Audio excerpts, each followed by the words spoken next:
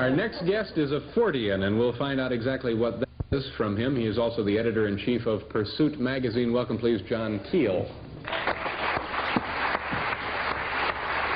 how are you? So you're a Fortean, eh? Well, I've been trying to outgrow it. Actually, what is a Fortean? It's spelled F-O-R-T-E-A-N. What is that?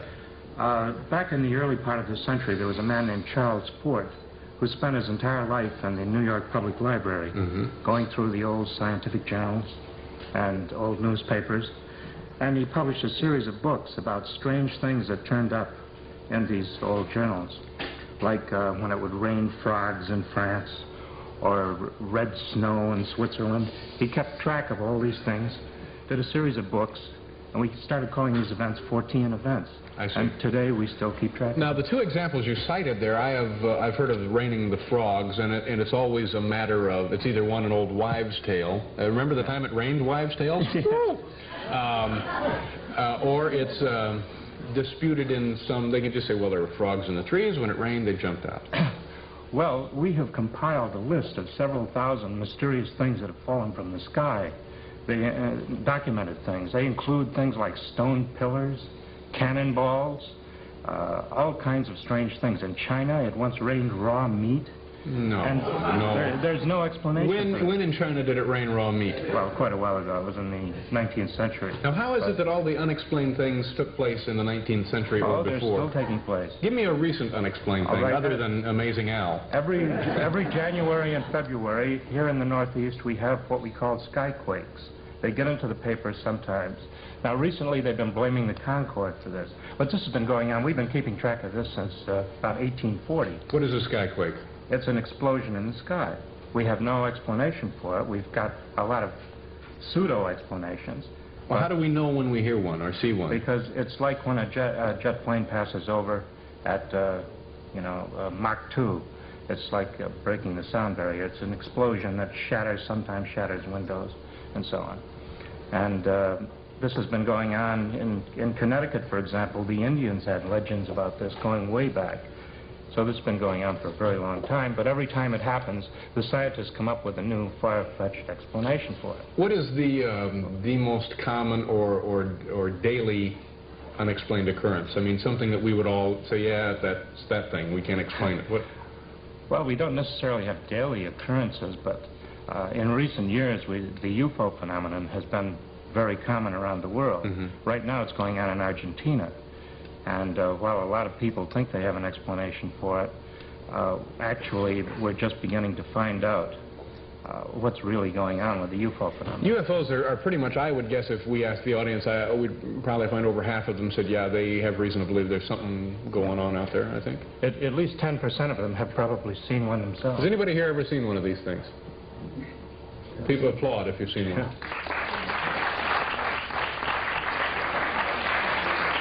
And how many of you think there may be something visiting us?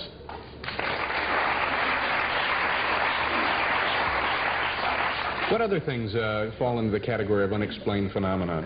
Well, we have mysterious animals that turn up all over the world. Like what? Here in the United States, every year or two, we have kangaroos jumping around Illinois, Connecticut, various parts of the United States. We know there are no kangaroos here. The police go out and chase them, shoot at them. They disappear. We never... So what is your theory? Where do you think they're coming from? The same place that the dinosaurs are coming from, because we have dinosaurs turning up every couple of years. About 10 years ago in Italy, the Italian army turned out to chase a dinosaur in the mountains of northern Italy.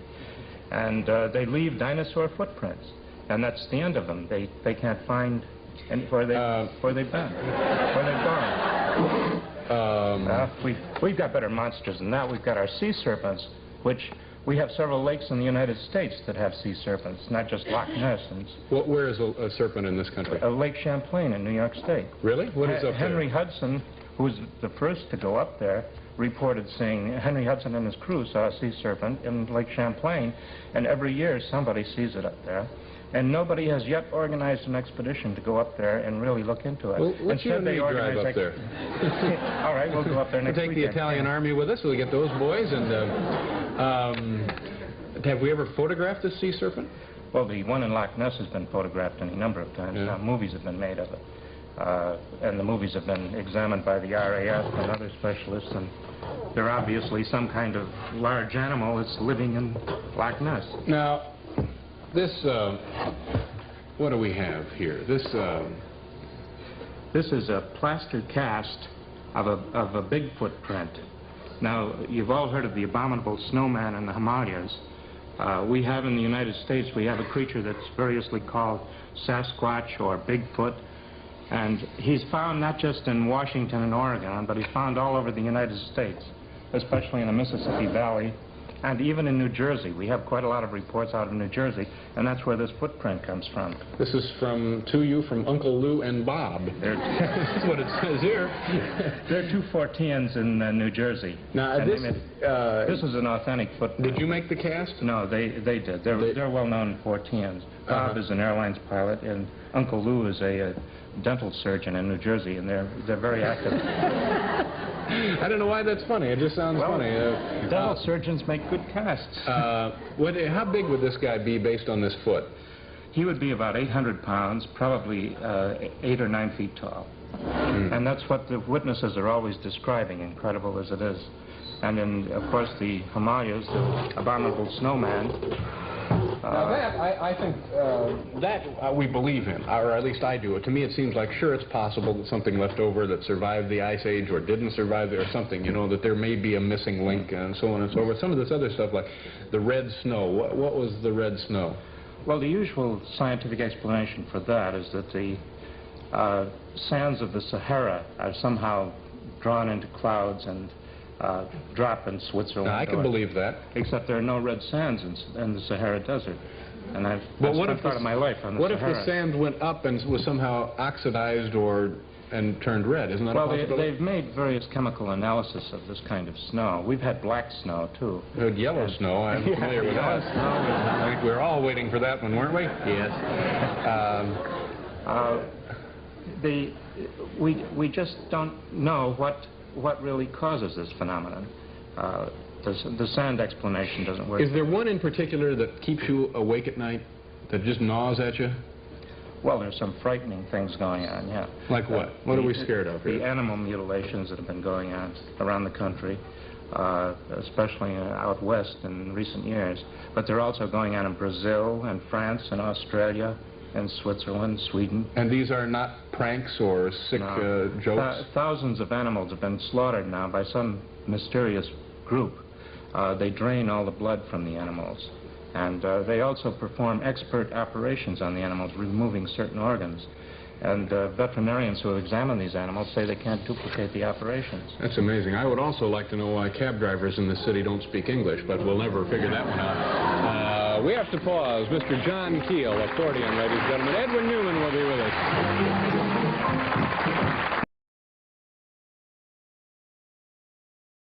About a generation ago, and it gives me the shudders to think that it was a generation ago, I was running around the country, sitting up all night in cemeteries and sitting on hilltops in remote parts of the country,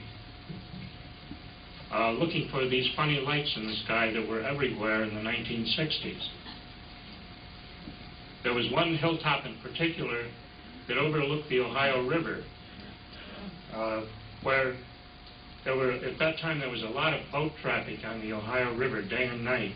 And these funny lights would come down out of the sky and circle around these boats that were transporting cargo up the Ohio River.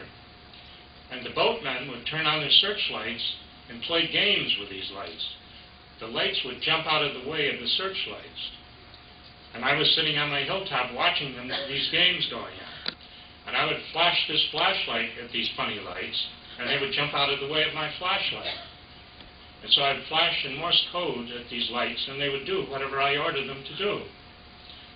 And then later, I decided that instead of using Morse code, I'd make up my own code.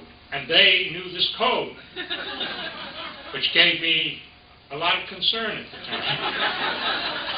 And I gradually figured out during this period that we could control these so-called flying saucers. They weren't saucers, they were lights. And I was sitting alone, and one of these lights came down very close to my car and passed over, there was a wooded area all around me. These hills were all wooded hills. And it passed over these woods, and it seemed to descend right into the forest right next to my car. And the next day when I woke up in my motel room there, my eyes were very sore, like they were full of sand. And this is a common effect of looking at these lights. It's called conjunctivitis.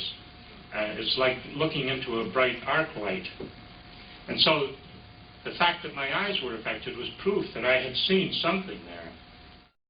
Now, in the years 1964 to 1968, there was a worldwide epidemic of these lights. And I don't mean that it was an occasional light in the sky. They were everywhere, every damn night of the week. Time magazine did big editorials about it. The New York Times did front-page stories about it. Now, I realized that the best way to tackle this was to pick one or two spots and make them a microcosm of the whole thing, and just study everything in that spot. Learn to know the people, study every event that happened, whether it was related to these things or not. We call them UFO'S, but that's really not a good name for them. They were like living lights. These lights had an intelligence of their own. I made Point Pleasant, West Virginia, sort of my headquarters in '66. My first step in arriving in a strange town, a new town, was always to go to the police station and introduce myself to the police. In those days, I carried a pile of press credentials. I was writing in newspaper columns and so on. So I would introduce myself to the police so that they knew I was just another harmless nut. In November of 1966, 4 young people in a car, they were driving past this building, and they saw what looked like a very large man, 6 or 7 feet tall, standing next to this power plant. And for some reason, he scared the death out of them. They were all scared to death. So the boy who was driving hit the accelerator, and they drove out of there at a high speed. And looking back, this thing rose up in the air and followed their car. And they were going over 60 miles an hour on these dirt roads. And this thing was flying right along with them. So they drove straight to the police station. Now you have to realize in small towns, teenagers do not go to the police station voluntarily. And the police were so convinced by their behavior that they held a press conference the next day. And reporters from the local newspapers, from Charlotte and other cities around there, came to hear this very bizarre story of this flying man. At that time, Batman was very popular on television. So the newspapers labeled this creature Mothman. And that was the beginning of the Mothman caper, I guess you'd call it. And the next year, there were over 100 reports of this Mothman. Some of the people who reported seeing this thing were not only adults, they were responsible adults like bankers and local officials, the lady who was sort of the head of the Chamber of Commerce. In the Christmas season of 1967, in Point Pleasant, West Virginia, there was a bridge called the Silver Bridge that crossed the Ohio River. And on December 15th, 1967, that bridge collapsed, and it was loaded down with cars, people who had been Christmas shopping, and that sort of put a damper on all my investigations. Because I knew some of the people who had gone down with the bridge, and some of these people had been Mothman witnesses. And so I did just one magazine article on the whole subject, and it was a short article. It was about 2,000 words. I gave one talk on the radio about it, on Long John Neville's show, and that was the extent of my involvement. Now today, when you pick up any encyclopedia of the strange or anything, it always says that John Keel is the center of the Mothman thing. And one of the newspapers in West Virginia did a long editorial against me, saying that I was exploiting the situation and making a big profit from it. Of course, little do they know, I made no profit at all from it.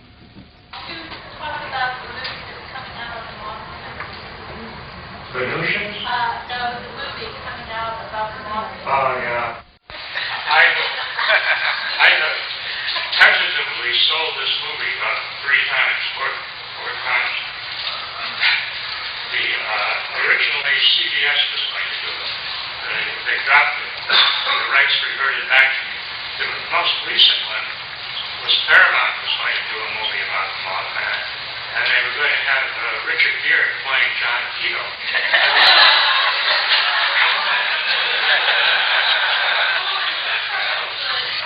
But he's too old and ugly. I'd rather have Brad Pitt play.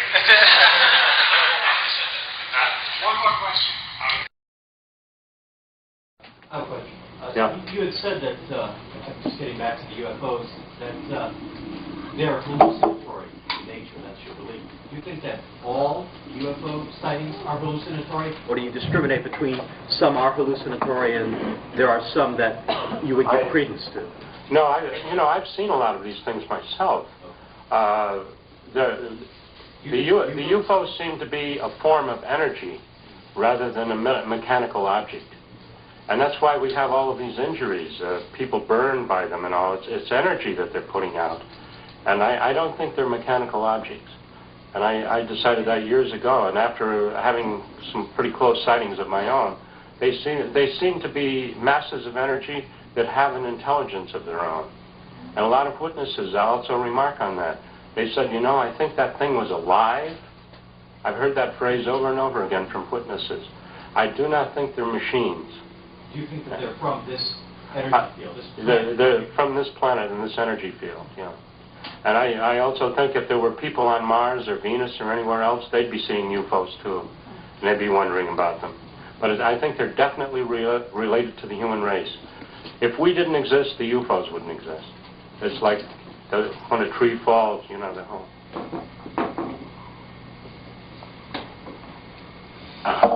Now, this may not seem very Fortean to some of you, but everything is interrelated. And the more we study history and the more we study current events, we see that all of these things are linked together in strange ways. That the UFOs, as most of you know who have read my books, I don't think they're extraterrestrial at all. I think they're definitely tied to the human race, and that they react to things that are happening to the human race. I don't think they're vehicles. I think sometimes people see what appears to be vehicles, but they're really hallucinatory. For example, in New Jersey in the 60s, when Ivan Sanderson was still alive, Ivan and I talked to a family in New Jersey who had seen a UFO that was about 1 mile in diameter. And they had a good description of it. It had windows in it and looked like a gigantic flying saucer right out of the movies. And this was in an area of New Jersey where if one family had seen this, then hundreds of other people should have seen it. And Ivan put articles in the newspapers out there in New Jersey asking if anybody else had seen something unusual on that day.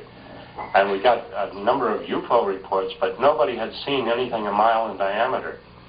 And it was not only, we were able to judge the size of it because the descriptions of the witnesses saw it between 2 mountains. And we measured that distance, and we knew it was about 1 mile between these 2 mountains. And it was low. And the family was attracted to it by the barking of their dog, which is common in a lot of UFO reports. And the husband in the family was the president of a company, a fairly large company in New Jersey, a pretty reliable person. They were not about to make up flying saucer stories to entertain Ivan Sanderson and John Keel.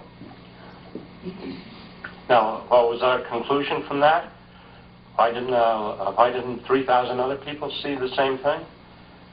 It had to be some kind of hallucination. That only this one family saw it. And the family down the road didn't see anything. The family in the next town didn't see anything. And certainly if something 1 mile in diameter flew over New Jersey at an altitude of a couple of thousand feet, a lot of people would have seen it. So this is one of the many, many cases that convinced me that there's a hallucinatory process involved in this. And no matter how reliable the witness is, what they see can be questioned. The same is true in many of our Bigfoot cases and the strange monster cases, that the people see some image that's planted in their mind, and the creature itself probably doesn't exist at all, at least not as the creature that's seen. These predictions were not based on psychic ability. They're based on projections. You take what's happening now and project it into the future. And there are a few people who have been doing this. There are a lot of people who talk about cycles and so on, but it goes beyond cycles. And the way to understand it is you have to understand history. There are, every few years, there's what we call a pivotal year, when everything comes together at once in 1 year. And we can see, looking backwards, we can see these pivotal years throughout history. And looking forward, we can see the ones that are coming up. Around 500 BC, 2,500 years ago, in Persia, there was a man named Zoroaster. Zoroaster was talking to entities. He was talking to an entity called Mazda. Then he came up with the concept of devils and angels, which of course became the foundation for the Jewish and Christian religions. In that century, philosophy and religion all over the world changed. And yet the people in Persia had no idea that it was happening in China. People in China had no idea it was happening in India. And it was a new age. So we can say that century was a pivotal century. But the year that most people know about was 1848, which was a major pivotal year for the entire world on every level. In England, there was a fellow named Karl Marx who came up with an idea that he called communism. There were more than 50 revolutions around the world that year. There were scores of assassinations, political assassinations. In the United States, here in New York State, a couple of young girls started hearing rappings in their walls of their little house that they lived in. And they were the Fox sisters. And they founded spiritualism that year. And that was a major event in the 19th century. Spiritualism gripped the entire country for many years. There were many other pivotal years, and you've lived through a couple of them. Now, 1968 was a major pivotal year, and there again, the books are still appearing on it. We not only had political assassinations in 1968, but there was a revolution in France. There were all kinds of upheavals all over the world. The war in Vietnam, of course, got mired down. We were also on the threshold of space, about to go into space. The following year we did. Also, in 1968, we had a major flying saucer wave. There are literally hundreds of books on that flying saucer wave. People in every state wrote books about just the sightings in their own state. One of the next big pivotal years that you all lived through was 1973. Now, 1973 was a very remarkable year, and most of the people who lived through it don't even realize it now. It started out, we had a vice president named Spiro Agnew, and it turned out he was taking bribes, so they threw him out of office. They were almost put him in jail. Of course, Watergate happened the year before, and the Watergate thing started building up.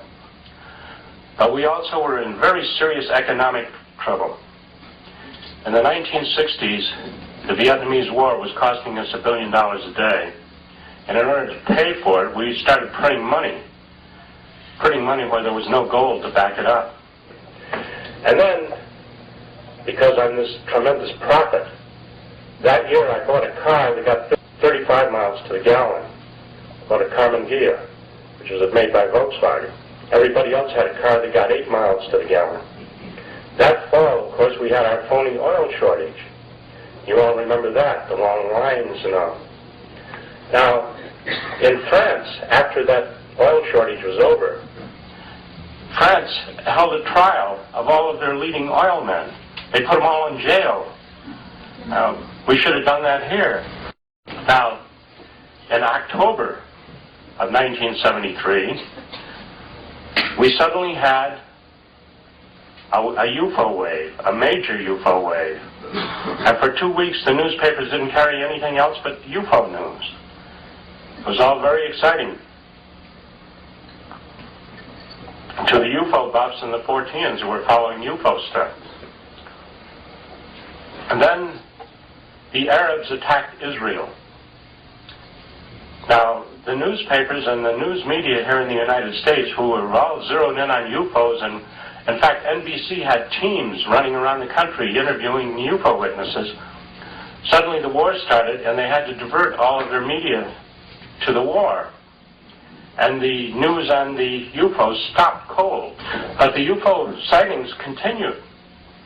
Now, most of the UFO buffs still erroneously say that 1973 was the big year in the 70s for UFOs.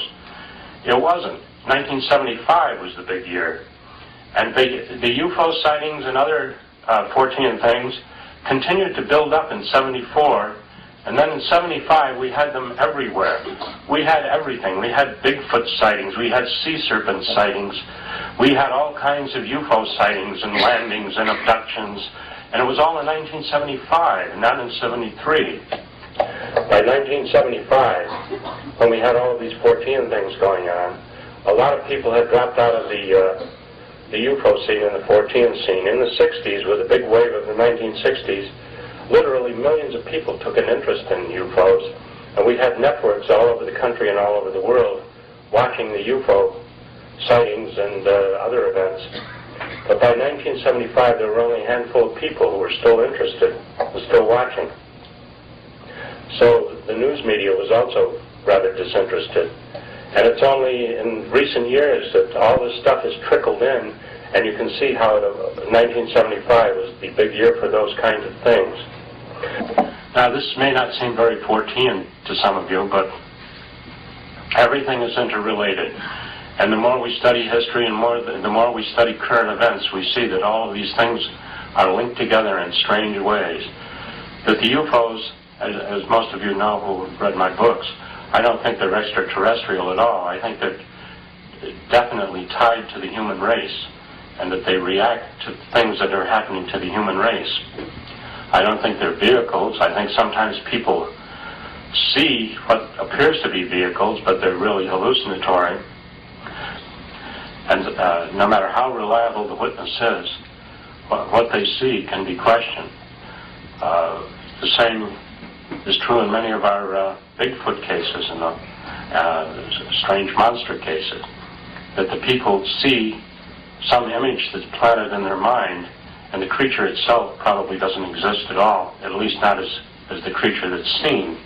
When I was in India, I was impressed at the number of people who were seeing the Indian gods, multi-armed gods and all. Whatever your belief is, these manifestations are going to assume that form. Yeah. You mentioned that there's a wave of UFO activity associated with collapse in the economy. What is the reason for that? During the Black Plague, which was in the 14th century, when you go and look through the records about the Black Plague and the books about the Black Plague, they keep referring to mysterious atmospheric phenomena occurring during the Black Plague. And they're describing UFO sightings. How all these poor people were dying. There were all these mysterious things were buzzing around the skies of Europe. And it took them a long time to figure out that the flea was bringing them the Black Plague. But I think every time the human race is in jeopardy in any fashion, whether it's economically or militarily, we start seeing UFOs all over the place. So why is that? Can you? If I knew why, I'd be rich. I'd be publishing books that you'd all be reading. But I'm afraid I can't answer that. The universities around the country have been studying this subject for many years, and they know how much about it as I do.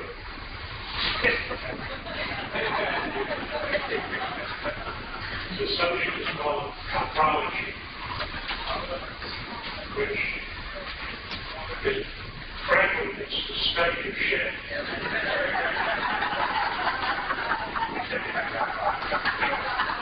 So anyone who spent their whole lives looking for microscopes, studying manure. In a way, this has been part of my study of UFO'S and strange phenomena. Back about 35 years ago in West Virginia, people were seeing a giant bird, and I mean a giant bird. This thing was like 7 feet tall, walking. They just called it the Mothman. And I was down there, because there were so many witnesses to this, I said, I got this bird must exist, and I'm going to catch it. I started looking for footprints and things like that. And in the course of that, I realized that this giant bird existed. It had to take a crap once. So I was going around West Virginia looking at bird shit. I figured the biggest secrets during World War II, most of you probably don't even remember, was the Norden bomb site and a project called MAGIC. Now, MAGIC has been the subject of God knows how many movies, novels, documentaries, and does anybody here know what MAGIC was about? Yeah. It was the code breaking, yes. And the people who worked on that, when they were taken into the project, they were told simply, if you mention this even to your wife, we'll shoot you. It was that secret. The Norden bomb site enabled airplanes at 30,000 feet to drop a bomb down a smokestack. In the pre-computer days, it was a computer. Now, everybody thinks that the atomic bomb was the biggest secret, and it wasn't. A lot of people knew about it. One of the great legends of the science fiction world is that in 1944, a science fiction magazine came out with a story that gave all the details of the atom bomb.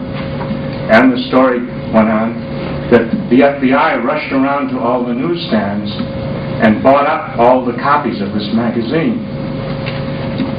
Well, if they did that, then a copy of that magazine would be worth $100,000 today if you could find one, right? So get out your wallets.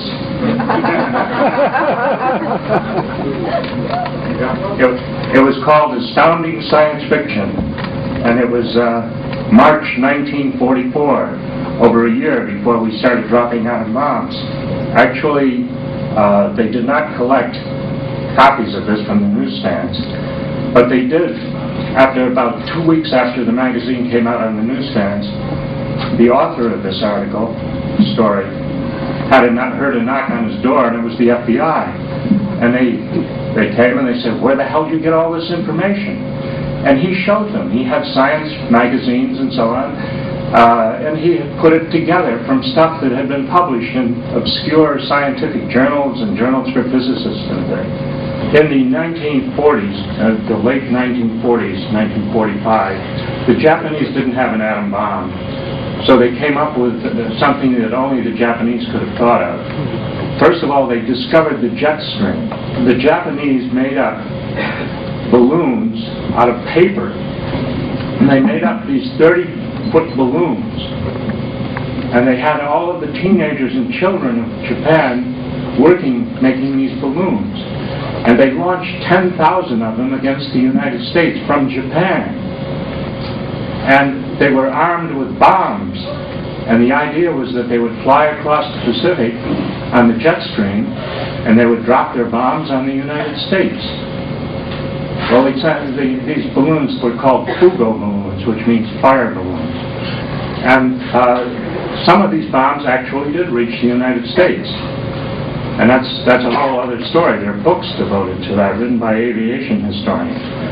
When the war ended, and we discovered, well, we knew the Japanese were sending over the balloons, and just a year ago, the New York Times revealed the Japanese ultimate plan was to put diseases in these balloons, like anthrax, and send that to the United States.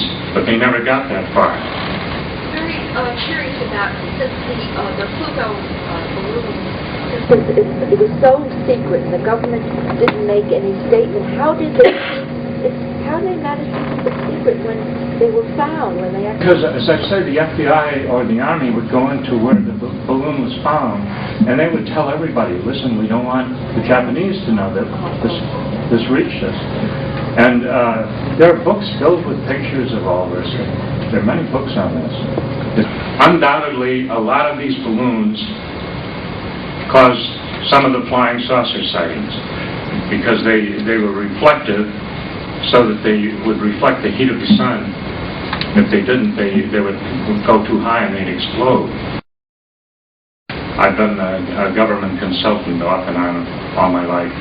When I was 23 years old, I was working for the Department of Army in a radio station. In the early 1970s, I took a job with HEW. The first thing that baffled me was why did it, and this is 25 years ago, why everything cost twice as much for the government. If the government was, say, buying a rubber stamp that cost you 50 cents, the government would pay $5 for the same rubber stamp. And I found out very quickly why. It costs the government so much because the government is so slow in paying. If the government buys toilet seats from a manufacturer, it takes them a year or 2 years to pay the manufacturer. And meanwhile, he's got to meet his expenses. So he charges them, instead of charging them $4.95 for a toilet seat, he charges them $500 for a toilet seat. One big project of Social Security was they put out a comic book in Spanish, and they printed 100,000 of these, and they distributed 5,000 of these comic books, which cost a fortune. It was a huge staff to put it together, and they ultimately got rid of less than 5,000 of them. Anybody have a question there? Yeah, what were the secrets that the Air Force... The secret is all money. They don't want us to know how much anything costs. They tell you that we're now building 30 stealth bombers at $1 billion a piece, but then with the cost overruns and everything, when it's all... They really don't know what any of this stuff costs. You really can't keep a good hoax down. H.L. Mencken, he wrote how the bathtub was invented and how the first bathtub was installed in the White House by Millard Fillmore.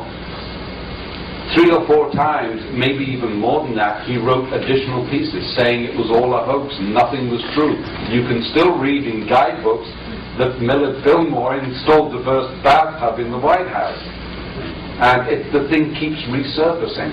And another hoax you can't keep down is Mencken wrote a story again in 1917 as to how the spirit of St. George and the bowmen who were under Henry V at Agincourt appeared at the Battle of Mons and has helped the British soldiers to escape from the German advance. It's called the Angel of Mons. And this is widely believed, although Mencken never intended it to be anything more than just a story that he dreamt up one afternoon. There's been a tremendous amount of hoaxing within science for reasons that are not very noble, and scientists are always sort of poo-pooing many claims that, like in parapsychology or cryptozoology or whatever, that, oh, that's probably just a hoax, and they use that to dismiss it. But when a claim is made within some scientific area, very few people say, oh, that's probably just a hoax. They tend to trust each other as scientists, and as a result of that, scientists can often get away with hoaxing. There's the Piltdown case you mentioned, which is one of the classics, perhaps the classic of the century, and we still don't know who did it. Perhaps less well known is Sir Cyril Burt in Britain. Sir Cyril Burt was a psychologist who did a lot of studies, or supposedly did a lot of studies earlier in the century, and he used subjects. He had 2 researchers working with him, and he used a lot of subjects. He did a lot of work with children and with twins, and published a tremendous amount of data. And that data was so compelling that, in fact, the establishment and the British government implemented educational programs and tests. Well, we had to take that horrible 11 plus at 11, and it's all because of Sir Cyril Burt. Well, a few years ago, it turns out that the 2 colleagues who worked with Sir Cyril Burt on this never existed. They were completely fabricated peoples. And it turned out most of the data, a lot of it was fudged, fabricated, and Sir Cyril got knighted. He was one of the top psychologists in Britain. And there's a case in point. And there's certainly, if not hoaxing, there has certainly been and is a lot of what's called fudging. That basically the main body of your case is okay, solid, but you fudge some data just to make it more complete, to make it look more accurate. And they've even found that Galileo fudged some of his data. Basically he was right, but there was a little fudging there. And it's not just in anomalies or in Forteana. I think ufology has probably had more hoaxes than any other Fortean field. Extremely complicated and long-term hoaxes can be perpetrated, and it should be remembered for all other fields. There's one going on right now with the MJ-12 papers, which is an absurd document. The MJ-12 paper has gripped the UFO community, and they've chosen sides on it. If anybody would sit down and read it word for word, they'd see it's an absurd hoax, a badly done hoax. And if they would bother to get any kind of briefing paper from the White House, and the White House will supply these, because they get 50 to 100 a week, you will see that the format and all the way it's laid out is completely wrong. Whoever did it was not only an amateur, but he was a rank amateur. He didn't know anything about the government, he didn't know anything about the military, and yet the UFO buffs have taken this MJ-12 thing to their hearts, and they're battling over it right now. And this will end up in all of the UFO books for the next 20 years as a real thing. One of Gray Barker's hoaxes, the best one probably, is the Edwards Air Force Base hoax, which you've all read about in UFO books. Gray Barker put out a memo about in the form of a letter claiming that UFO had landed at Edwards Air Force Base, and the group of distinguished people, including President Eisenhower, had visited the base to talk to these UFO people. And to give himself away, Gray included in the list of famous people who went there names of all of his friends. He listed his friends. Nobody ever checked this memo out, and it's now been published around the world as one of the great UFO incidents of the 1950s. And Gray Barker, wherever he is still laughing. There's another important issue that I want to raise. We've seen a lot of investigators in the UFO field, particularly, and other fields as well, however, who start off as excellent investigators, excellent ufologists, excellent whatever they're investigating, do high-quality work, and then years later, they start falling for these absurd hoaxes and they go off the deep end. And it's a very curious phenomenon. We're seeing more and more of it in recent years. And as I thought about this, I thought, is it a desensitization process whereby people in the field are exposed to so much strangeness, legitimate strangeness in the phenomena, that they become desensitized to it, that nothing surprises them anymore. And consequently, the outrageous elements in a hoax, they take in stride like every other strange thing that they've seen. Professional writers usually, at some point, they study a thing that's called suspension of disbelief. When you go to a James Bond movie, you know it's garbage. You know that these things could never happen to anybody, but you accept them while you're watching the movie. And it's the same process, except sort of extended into your private life.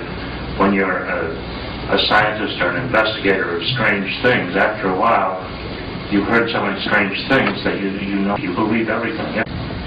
This is a problem that has long faced people in psychical research. About 50 years ago, a man named Walter Franklin Prince wrote a really fascinating book called The Enchanted Boundary. And his thesis was that when people come into these Fortean or paranormal areas, they sometimes lose their normal critical senses, and they pass over what is called the enchanted boundary. And this happens very, very abruptly. There's a very skeptical investigator named Eric Dingwall, who later became a member of PSYCOP. One of the most celebrated mediumistic cases in psychical research is that of Marjorie. who's a well-known fraud. Dingwall came over from England, and in the first few days, he was just totally flabbergasted, and he admitted that his whole world changed within just a day or two of his encounter.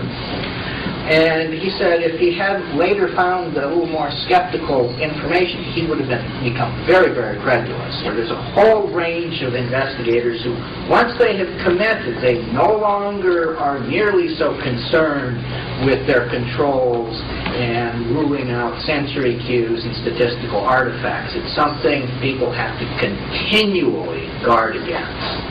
And the only way to do that is to have a sympathetic yet critical community who can engage in peer review, sometimes behind-the-scenes confrontation, sometimes you have to go public. I think we've left out the most important category of all, which is practical jokes. And there was a wonderful book published in the late 1940s by H. Allen Smith called The Complete Practical Joker. It is a hilarious book, and he covers especially the career of Hugh Troy, a man who did marvelous practical jokes. When there was an exhibit of Van Gogh's paintings, Hugh Troy took an old piece of old hamburger, and he fashioned an ear out of it. And he put this in a cushioned box. And then he made up a little sign, very fancy sign, painted, Van Gogh's ear. And he slipped this into the museum that had the Van Gogh exhibit and put it on a table. And crowds were gathering around, looking at Van Gogh's ear. I'm sure that you also want to hear about the Fugo balloons from Japan. We have a lot of new Fugo information. For those of you who've never heard of the Fugo balloons, at the end of the Second World War, the Japanese had this scheme of bombing the United States with balloons. And they built 9,000 balloons. And they filled them with hydrogen, which is very explosive, and loaded them down with bombs and sent them across the Pacific, which was 3,000 miles, by the Gulf Stream. And some of these balloons actually reached the United States and dropped their bombs on the United States. And these balloons, most of them self-destructed. They were designed to self-destruct. But a couple of hundred of them, for various reasons, did not self-destruct. And they landed in different parts of the West, especially, and where the government retrieved them. And this started a lot of the rumors of government secrecy and strange objects coming out of the sky.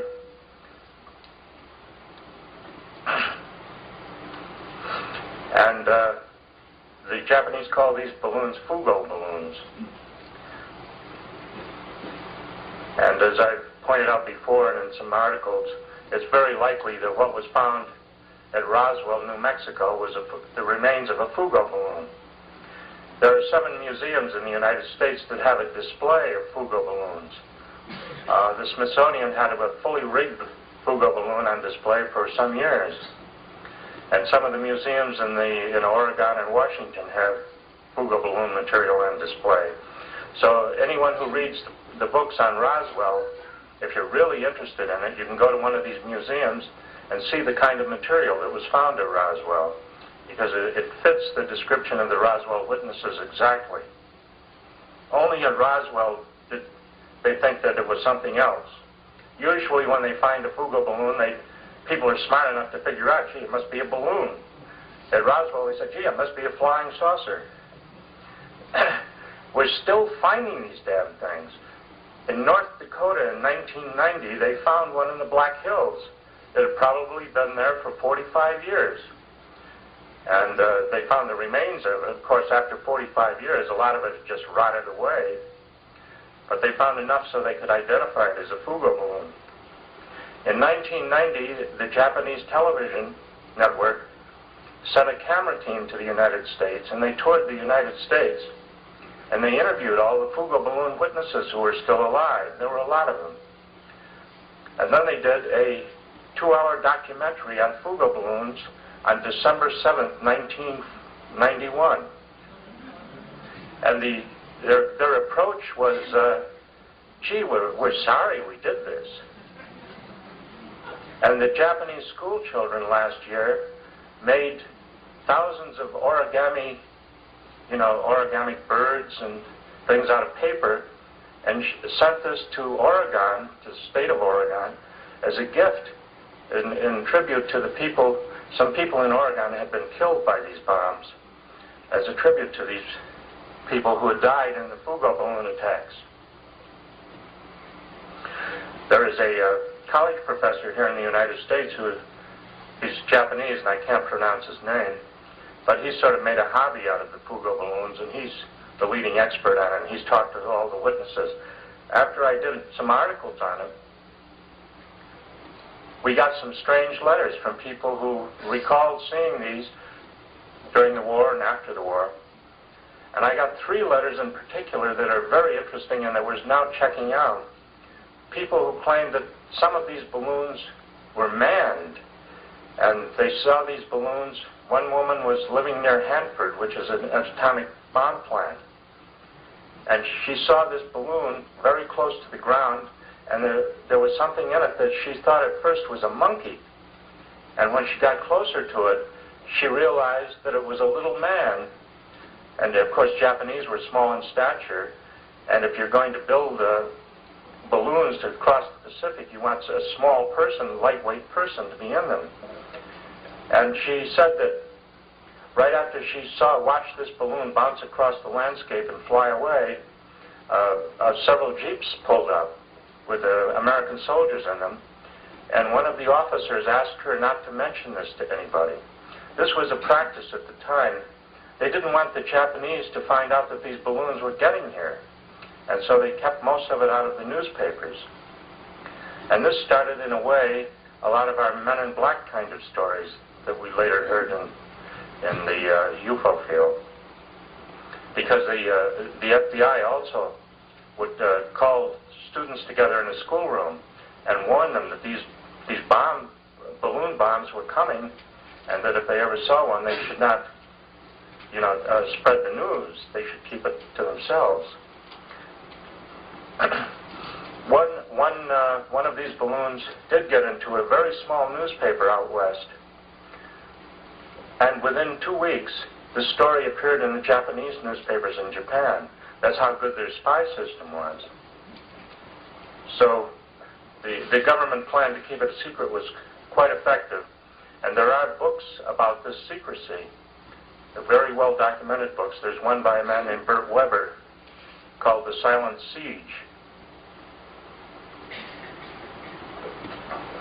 But if the Japanese were able to send over even a few manned balloons, then we would have another explanation for a lot of the stories that came out immediately after the war of the government picking up little men from the desert and so on.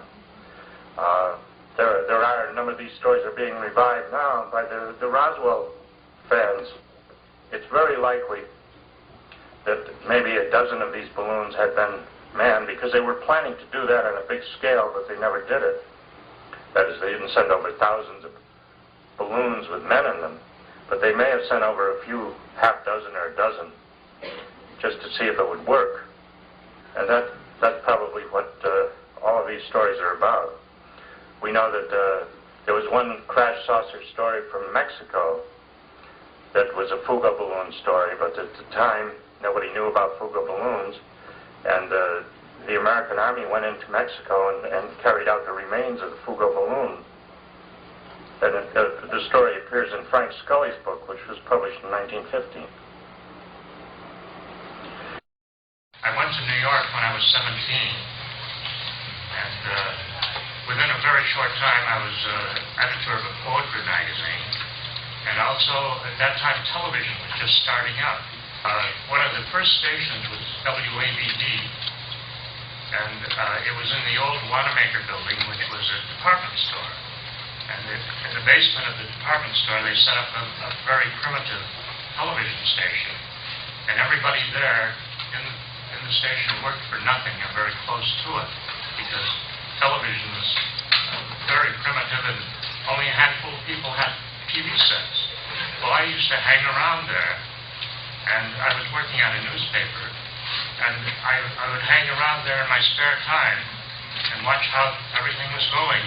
and they finally started paying me $4 a week. That was big salary in television. So I really was a pioneer in television.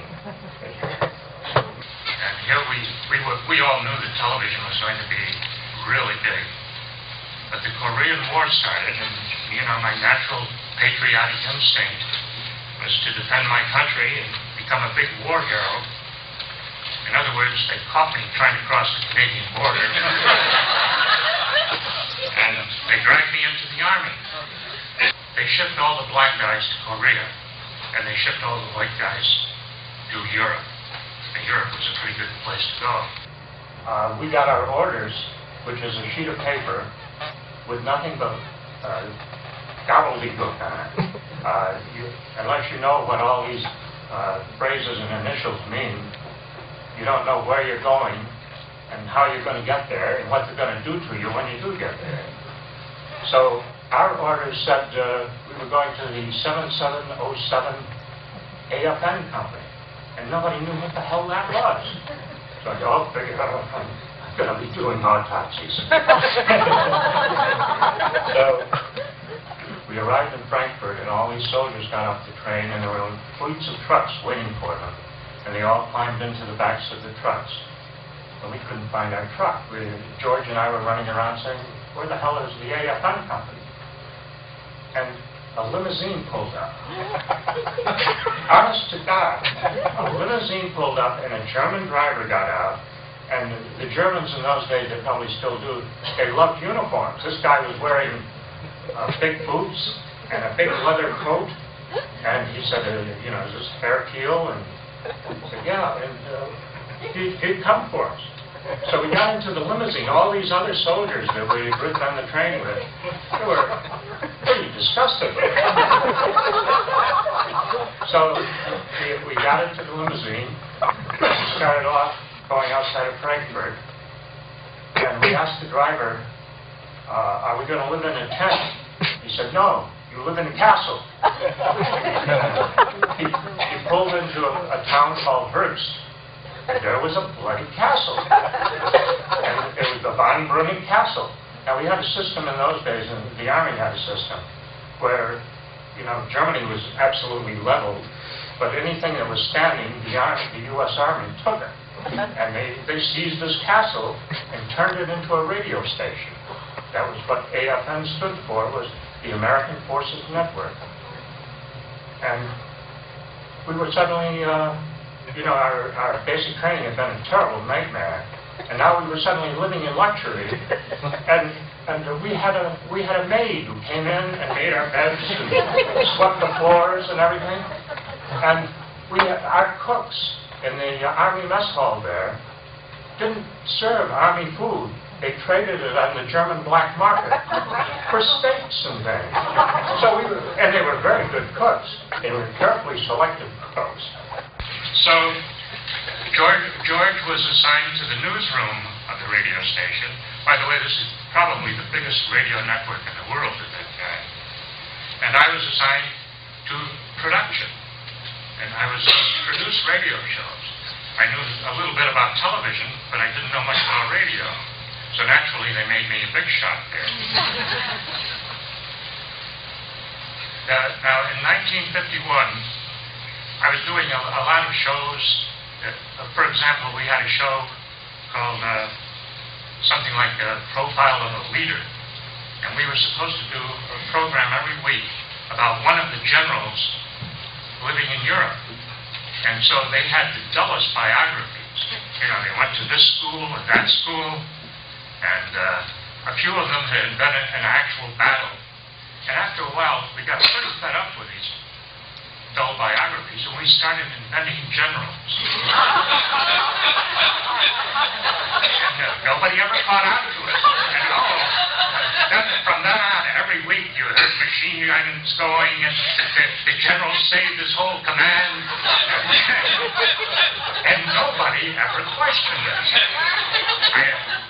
And this station was heard all over Europe, and including England. When my 2 years in the Army was up, I had a big debate with myself. By this time, I had a German girlfriend. Incidentally, because of the war, most of the young men our ages had been killed, German men had been killed in the war.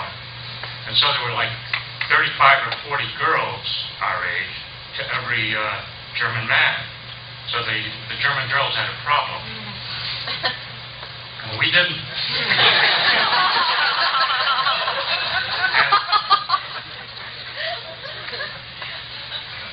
I started dating a girl who was the daughter of a judge in Hamburg. And of course, nobody in Germany at that time had been a Nazi. But you couldn't be a judge in Germany during the war years unless you were a Nazi. So I decided to take my discharge in Europe. And they offered me a civilian job with the radio station. Now I was really a big shot. I was a suit. And so I got out of the Army in Frankfurt. At that time in the United States, people were earning something like $40, $50 a week. And there I was getting $200 a week. Wow. And yeah, there's quite a difference. And I was gaining power all the time. They couldn't do without me. But after a year of that, I had been in Germany 3 years. And Germany was then a very grim place. As I said, most of the cities were in ruins. And I decided, and this you can only do this when you're 22 years old and make this kind of stupid decision. I decided to quit. And I said, I'm going back to Egypt. Because when I was in Egypt, I felt this strange kinship. Most people feel this when they go to Egypt.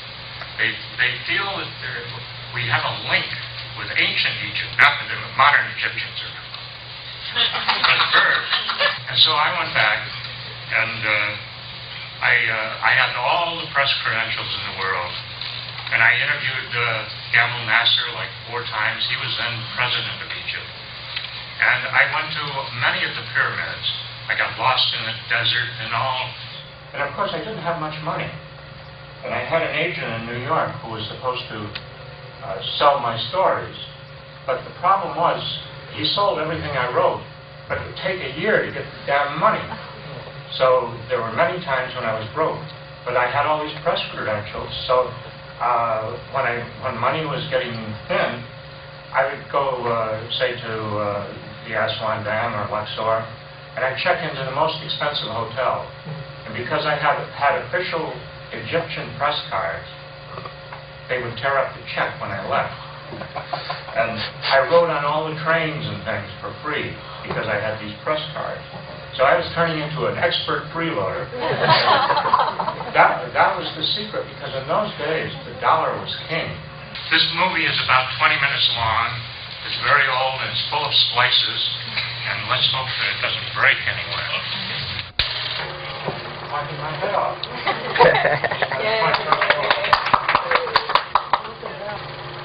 Still public? Okay. We're coming out with a limited edition soon. Where is it? This is in Cairo. These fellows are sitting in an outdoor cafe smoking their version of pop. It's called Hobbly Bobbly. I haven't seen this for a long time. The colors are completely gone. That's my German girlfriend, Lita. The book is dedicated to her.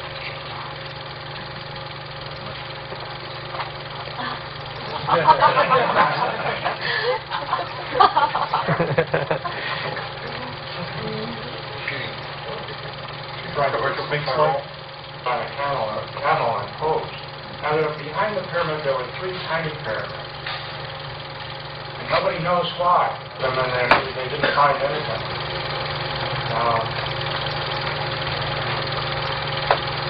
This is the entrance to one of those tiny pyramids.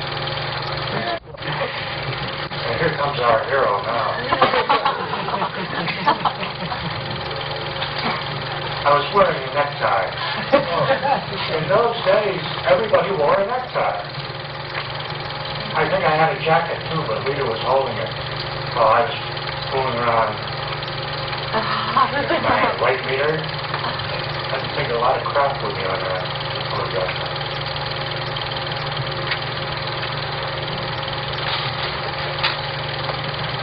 People must have spent years digging through those little pyramids, and then they didn't find anything.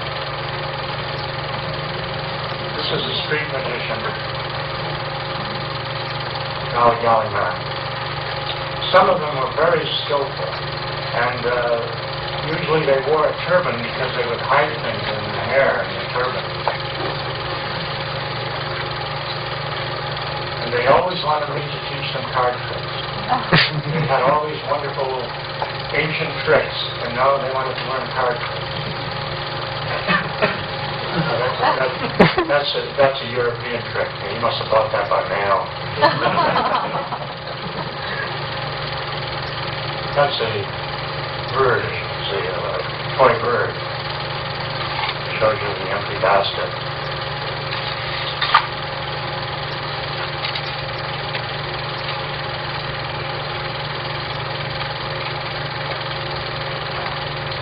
He's a real showman, this guy.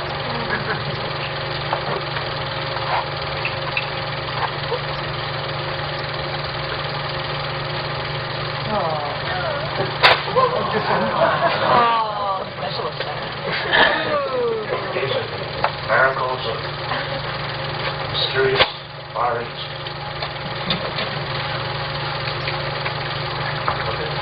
A tree has grown there. Pretty dumb trick. That's a world famous magic trick, the mango tree trick. This is a trick that's thousands of years old. And it was very hard to find anybody who could do real ancient tricks. Cups and balls.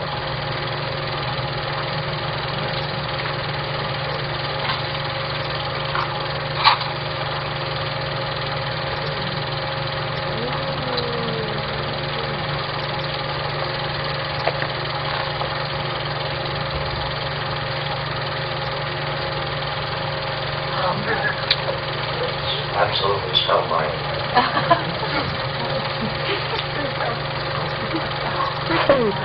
Well, this is a snake charmer trick.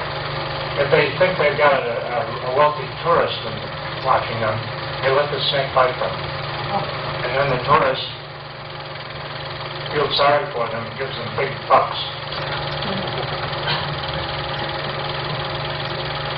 He let it bite him, see? They always did that to me. And I got a lot of snake charmers. I finally started telling them, please don't let it bite you. I'm not going to give you any more money for that. I did that with the flute. The cobra, you shake the flute and the cobra is trying to strike at the flute. Cobras can't hear. Snakes can't hear. But that's all showmanship when you see a snake charmer doing that.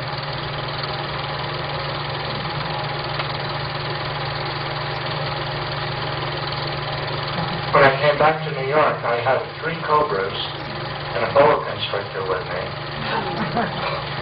And the publisher of the book moved me into a pet store, in the window of a pet store in Times Square. And every day at 3 o'clock I'd get in the window and charm the snake.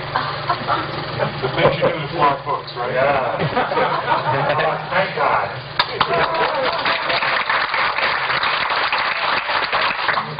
They have that certain title. What about Lita? A story in itself. Lita and I were together for 7 years, and finally, I kept going away, traveling, and finally, I came back to New York and brought her over a few months later, and we did nothing but fight when we were in New York. And the 7-year relationship just fell apart. I watched Casablanca last night. It reminds me a lot. Lita and I have Cairo. Who wants it? Thank you very much.